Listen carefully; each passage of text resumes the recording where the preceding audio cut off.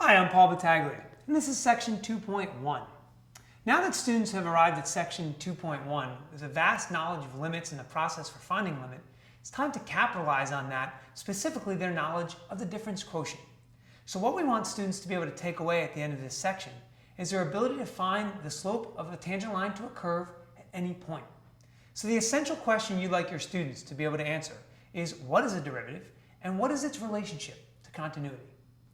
Now there are two mathematical practices for AP Calculus that we can apply here. Number two, which is students' ability to connect the concept of a limit to all aspects of calculus. And number five, to recognize and use a variety of notations.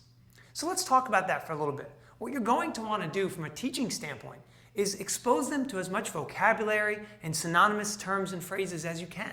Things like differentiation, derivative, rate of change, instantaneous rate of change, slope. All those things have some common meaning that relates back to derivative. At the same time, vary your use of notation as well. Don't just stay with f prime of x or dy dx. Try and get a little funky so they get used to different things they might see. P prime, du dv, the rate at which capital W changes with respect to lowercase w. Funky things like that.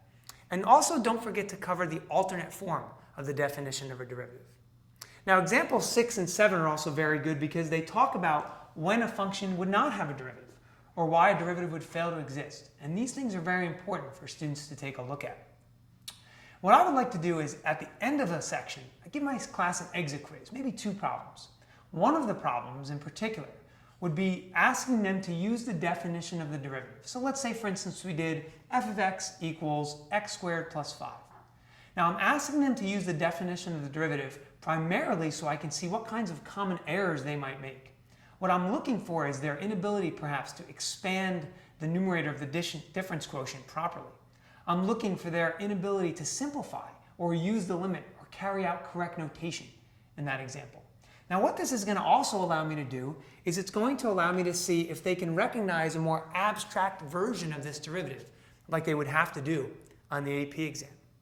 Now theorem 2.1 is also a very important one because it talks about how differentiability implies continuity. And on an AP exam, students might just see the phrase, the function is differentiable, or it's twice differentiable. They need to know that now the AP exam is not going to state that the function is also continuous because of things like theorem 2.1. It's implied.